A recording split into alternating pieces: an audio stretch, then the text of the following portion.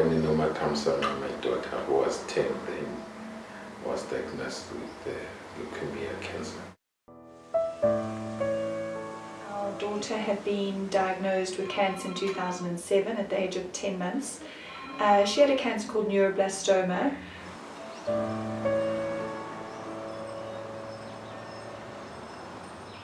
Clarissa was 4 at the time when she was diagnosed.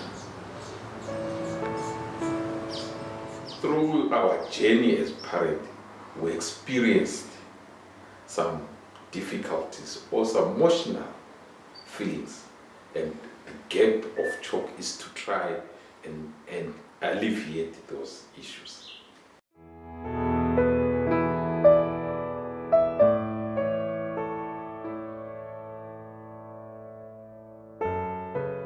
CHOC started as a small parent group in the Pediatric Oncology Ward of the then Johannesburg General Hospital in 1979, and since then we've grown to become the largest NGO focusing on childhood cancer in South Africa. And one of the things that touched me most in those years, there were no CHOC houses. And I heard about this mother and father who was with their child the whole time. And the father had to sleep in the car while the mother was with the child, and then they would swap. And my heart broke because I knew we needed accommodation where the parents can stay while the children are on treatment. So we started buying houses, providing accommodation, transport fees for children or parents coming from long distances.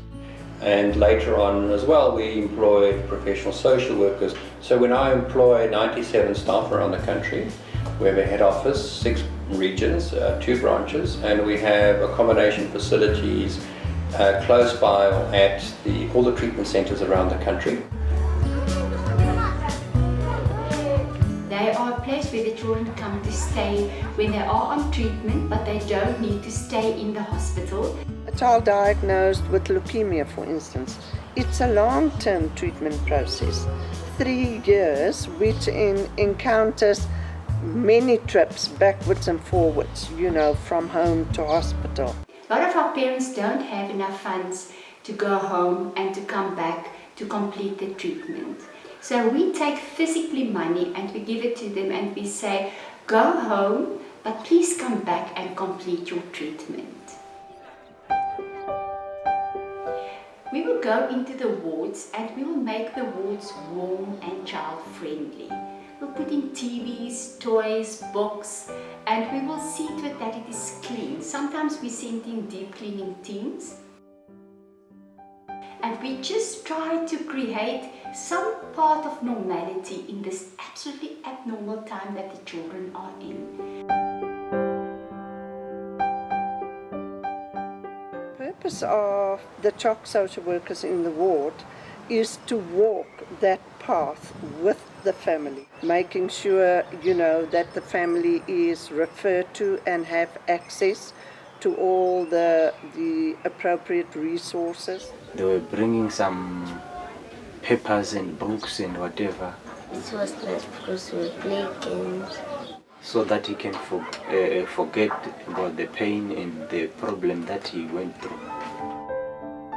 The overall survival rate can be between 70 and 80% and even higher. We in South Africa are really way behind in survival rate of childhood cancer. We're looking around 50%. The higher the stage, the more treatment they need and the more side effects that they will get, and the lower the survival rate. It was too late, so the leg has to be amputated so as to save his life. He had 27 chemotherapy. We think that fewer than half the children are being diagnosed. We work with corporate, individual, government, to make sure that our kids reach those hospitals as early as possible, and that the mindset or the perception of people about cancer is not about death, but it's about life.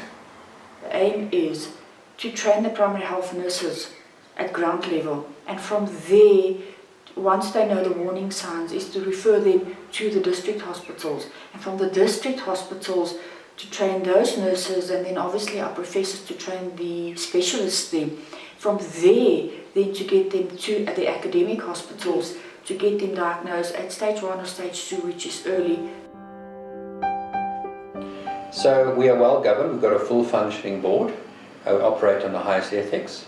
Our beneficiaries represent the demographics of the country, so 93% of beneficiaries are black. We always make sure the funds go where they're intended. 80% of the funds we get go towards program costs. Only about 20% goes for general expenses. We also operate very cost effectively, so we get gifts in kind, we use volunteers. So for example, in the houses, a lot of the food we get is donated. So I can say with confidence that CHOC is a brand you can trust. So for instance, in 2010, we were voted one of the most trusted and admired organizations in South Africa. That was the Africa Trust Barometer Awards. The cows are a fundraising arm of CHOC, and they began in 2008. That first year we decided, after Jess passed away, we decided that we'd do some fundraising, and we decided to ride the 94.7. By the end of 2014, the ever-growing herd had raised over 17 million rand for CHOC. Where the CHOC is today is the CHOC that we dreamt of. Many of the children do survive, and they come back many years later with their families and with achievements that you can feel very proud that you've had a hand in the life of that child to be able for them to do that. You can't believe that you're gonna play soccer with other people in the street, with other children in the street. So it's not end of the road.